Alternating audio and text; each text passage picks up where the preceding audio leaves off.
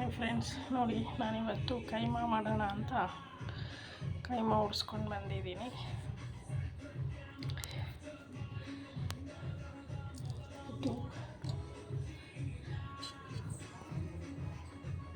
ಇವಾಗ ಕೈಮಾಗೆ ಬೇಕಾದ ಮಸಾಲೆಗಳು ಏನೇನು ಅಂತ ನೋಡೋಣ. ಇದು 1/4 kg ಇದೆ.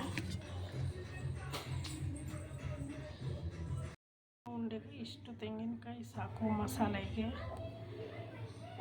ತೆಂಗಿನಕಾಯಿ ತುರಿ ಇಷ್ಟೇ ಸಾಕು. ಮಸಾಲೆಗೆ ಕಾಯಿ ತುರಿ ಒಂದು ಈರುಳ್ಳಿ ಸಾಕು. ಟೊಮಾಟೊ ಒಂದು ಈರುಳ್ಳಿ ಕೊಯ್ದಿದ್ದೀನಿ. ಈರುಳ್ಳಿ ಜಾರ್ಗೆ ಹಾಕಿದ್ದೀನಿ. ಟೊಮೆಟೊ 2 ಕೊಯ್ದು ಹಾಕಿದ್ದೀನಿ ಉದ್ದುತ್ತಾಗಿ. ನೋಡಿ, ಕೊತ್ತಂಬರಿ ಸೊಪ್ಪು ಹಾಕಿದ್ದೀನಿ. ಸ್ವಲ್ಪ ಹಸಿಮೆಣ್ಸಿನ್ಕಾಯಿ 2 ಹಾಕಿದ್ದೀನಿ. ಮೆಣಸಿನ ಪುಡಿ ಹಾಕಿದ್ದೀನಿ. ಇದು ನೋಡಿ, ಮಸಾಲೆಗೆ ಕೈಮಾ ಮಸಾಲೆಗೆ ಇವಾಗ ಸ್ಪೈಸಸ್ ಹಾಕೋಣ. ಅರಿಶಿನ ಪುಡಿ 1 ಚಿಟಿಕೆ, ಚಕ್ಕೆ ಲವಂಗ ಪೌಡರ್ 1 ಚಿಟಿಕೆ, ಧನಿಯಾ powder 1 spoon, garam masala 1 tea spoon, ಮೆಣಸಿನ್ಕಾಯಿ ಪೌಡರ್ 1 ಸ್ಪೂನು, ಒಣಮೆಣಸಿನ್ಕಾಯಿ ಪೌಡರ್, ಕಾಳು ಮೆಣಸಿನ ಪುಡಿ 1/4 ಟೀ ಸ್ಪೂನ್, ಗಸಗಸೆ 1/4 ಟೀ ಸ್ಪೂನ್, ಬೆಳ್ಳುಳ್ಳಿ ಪೇಸ್ಟ್ 1 ಟೇಬಲ್ ಸ್ಪೂನ್ ಹಾಕಿ. ಸ್ವಲ್ಪ ಜಾಸ್ತಿನೇ ಹಾಕ್ಕೊಡಿ, ಚೆನ್ನಾಗಿರುತ್ತೆ. ಸೊ ನಾನ್ ವೆಜ್ ಮಾಡೋದು ಶುಂಠಿ ಬೆಳ್ಳುಳ್ಳಿ ಪೇಸ್ಟು ಒಂಚೂರು ಜಾಸ್ತಿ ಹಾಕಿ, ಚೆನ್ನಾಗಿರುತ್ತೆ ಟೇಸ್ಟು. ಸ್ಪೈಸಸ್ ಹಾಕಿದಾಯಿತು. ಇವಾಗ ಸ್ವಲ್ಪ 1/4 ಲೋಟ ನೀರು ಹಾಕಿ ರುಬ್ಕೊಳ್ಳೋಣ. ಚೆನ್ನಾಗಿ ನೈಸಾಗಿ ರುಬ್ಕೋಬೇಕು. ನೋಡಿ, ಮಸಾಲೆ ಹಾಕಿದ್ದೀನಿ. ಶುಂಠಿ ಬೆಳ್ಳುಳ್ಳಿ ಪೇಸ್ಟ್ ಎಲ್ಲ ಹಾಕಿ ಚೆನ್ನಾಗಿ ರುಬ್ಬಿದ ಕೈಮಾ ಮಸಾಲೆ ರೆಡಿಯಾಗಿದೆ. ಇವಾಗ ಕೈಮಾ ರುಬ್ಕೊಳ್ಳೋಣ. ಸ್ವಲ್ಪ ಚೆನ್ನಾಗಿ ಅದನ್ನು ಚೆನ್ನಾಗಿ ಓಡಿಸಿದ್ದೀನಿ. ಸೊ ಇದು ಮಿಷಿನಲ್ಲಿ ಮಾಡಿಕೊಟ್ಟಿದ್ದಾರೆ.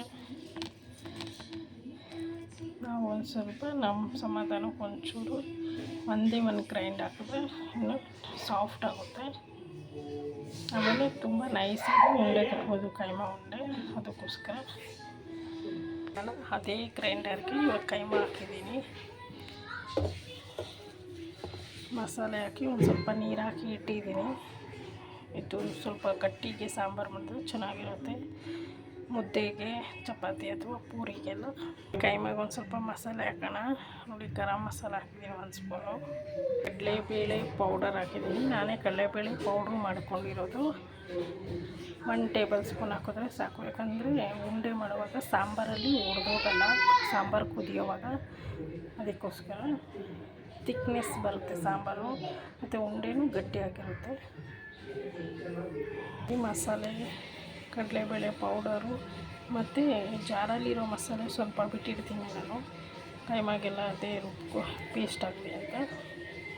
ಸೊ ಇವಾಗೆಲ್ಲ ತೆಗ್ದು ಒಂದು ಪಾತ್ರೆಗೆ ಹಾಕ್ಕೊಳ್ಳೋಣ. ಕೈಮಾ ರುಬ್ಕೊಂಡು ಒಂದು ಪಾತ್ರೆಗೆ ಹಾಕಿದ್ದೀನಿ. ಇವಾಗ ನಿಮ್ಗೆ ಯಾವ ಸೈಜ್ ಬೇಕೋ ಆ ಸೈಜ್ ಉಂಡೆ ಮಾಡ್ಕೊಳ್ಳಿ. ತೆಗಿಬೇಕು ನೋಡಿ, ಹಿಂಗೆ ಇದನ್ನು ಹುಷಾರಾಗಿ ಕೈಮಾ ಸಾಂಬಾರು ಜೊತೆ ಮಿಕ್ಸ್ ಆಗ್ತಾ ಇರುತ್ತೆ. ನಾವು ಯೂಸ್ ಮಾಡೋ ಎಣ್ಣೆ ಗೋಲ್ಡ್ ವೈನ್.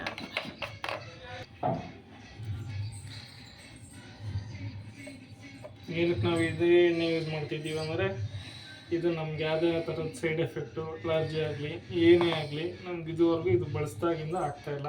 ಸೊ ನಮ್ಮ ಪ್ರಿಫರೆನ್ಸ್ ಆಲ್ವೇಸ್ ಗೋಲ್ಡ್ ವಿನ್ನರ್. ಒಂದು ಬಾಣಲಿ ಇಟ್ಟಿದ್ದೀನಿ.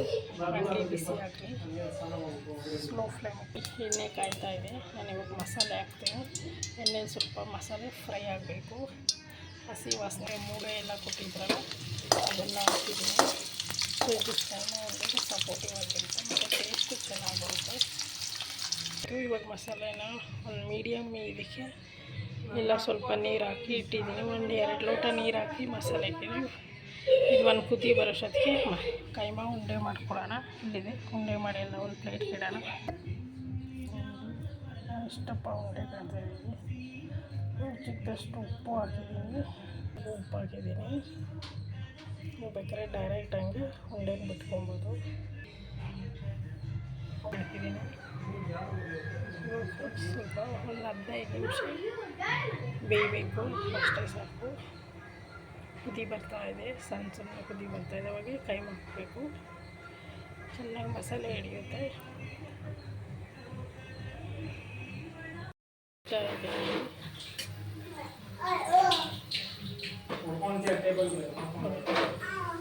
ಏನು ಹುಡುಗ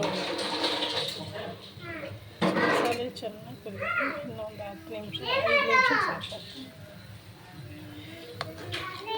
ತುಂಬ ಸೌಟ್ ಹಾಕ್ಬಾರ್ದು ಕುದಿಯೋವಾಗ. ಗಮ್ಮಂತ ಇದೆ ಸಾಂಬಾರು. ಕೈಮಾ ಸಾಂಬಾರು ರೆಡಿ ನೋಡಿ. ಉಂಡೆ ಎಷ್ಟು ದಪ್ಪ ದಪ್ಪ ಇದೆ, ಮಸಾಲೆ ಎಲ್ಲ ಚೆನ್ನಾಗಿರುತ್ತೆ.